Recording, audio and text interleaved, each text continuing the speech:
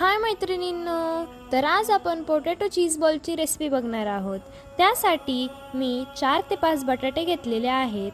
त्यांना आपण उकडून घेणार आहोत आणि त्याच्या 3 ते 4 शिट्ट्या घेणार आहोत। आता आपण बटाट्यांना स्मॅश करून घेऊया। आता आपण त्यात चवीनुसार मीठ, ऑरिगॅनो, चिली फ्लेक्स, गरम मसाला, चाट मसाला टाकणार आहोत।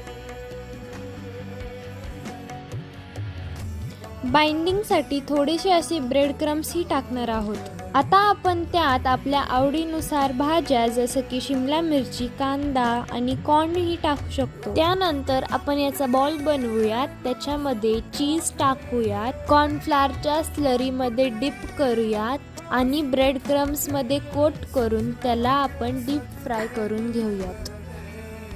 आपले सुंदर असे चीज बॉल्स रेडी आहेत।